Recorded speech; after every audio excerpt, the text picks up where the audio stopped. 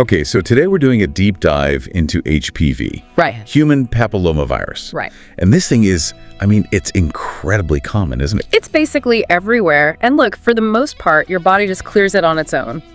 But that's where the story gets complicated.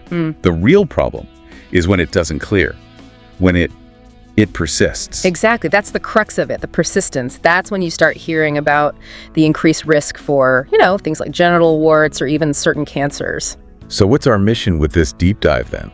What are the sources telling us? Well, this is what's so fascinating. Conventional medicine is great in managing the symptoms, but there isn't like a guaranteed cure for the virus itself. No magic pill to just wipe it out. Not yet. So these sources our listener sent, they're exploring a different angle. They're not looking for a direct chemical fix.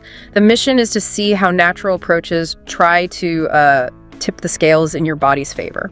So helping the body do what it naturally wants to do anyway. Precisely. We're looking at ways to strengthen its own ability to clear the virus. It sounds like we're trying to optimize the, home field advantage for our immune system. That's a perfect way to put it. And the whole foundational strategy in these sources really comes down to two key things. And what are those? One, building a more robust immune response. And two, and this is crucial, reducing inflammation. Okay, so that connection, immunity, and inflammation.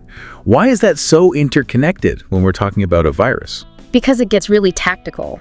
The sources suggest that chronic, low-grade inflammation can actually get in the way.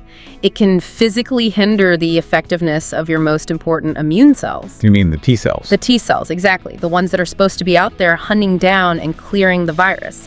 So if you take an herb that lowers that inflammation, You're not just treating a symptom, you're literally clearing a path for your immune system. you're removing a roadblock. That's the idea. That makes so much more sense. Okay, so let's get specific then. What are the actual herbs and ingredients the sources point to for this kind of systemic support?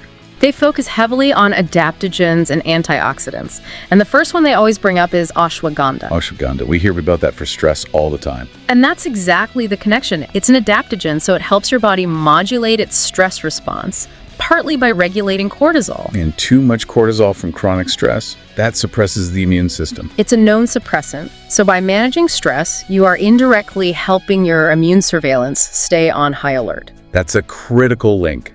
What comes next? I saw guduchi or galoy mentioned. Right. Guduchi is traditionally seen as an immunomodulator.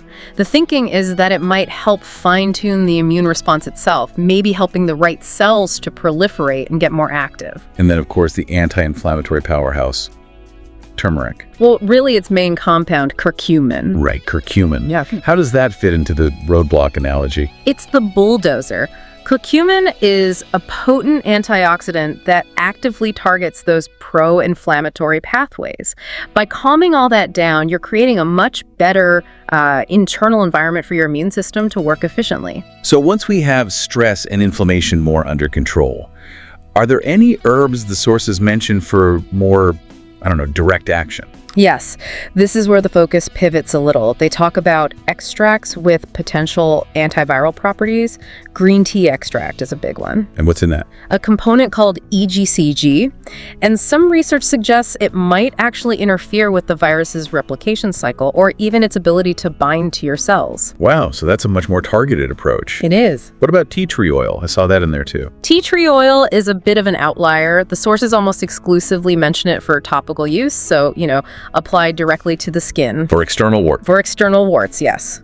But, and this is a major caveat, the sources are clear that the evidence for how well it works is, it varies a lot. We have to distinguish between a home remedy and systemic support. Absolutely. Okay, so last piece of the puzzle. Yeah. The foundation for all of this. Diet. The architecture, exactly. If your immune system is the army, your diet is the supply line. And we're not just talking about a generic healthy plate, are we? No, it's more functional.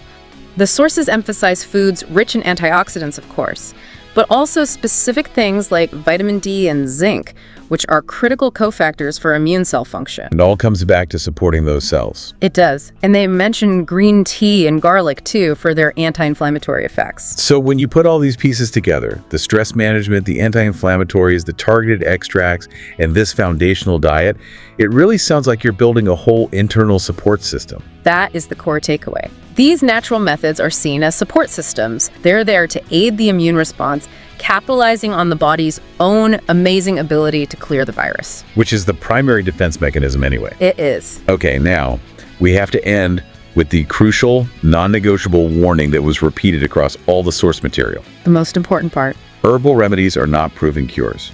They do not replace professional medical care or things like routine screening. You absolutely must consult a healthcare professional before starting any new regimen. Especially if you have a medical condition or you're taking other medications, it's mandatory. Absolutely. So I'll leave you with a final thought to mull over. Please. Since this entire deep dive shows that immune support against this very common virus can start with something as simple as managing stress with an herb like ashwagandha. Oh. What does that imply about the real physical cost of chronic psychological stress on our ability to fight off infections? It suggests that maybe one of the most ancient prescriptions, calm, is also one of our most potent defenses.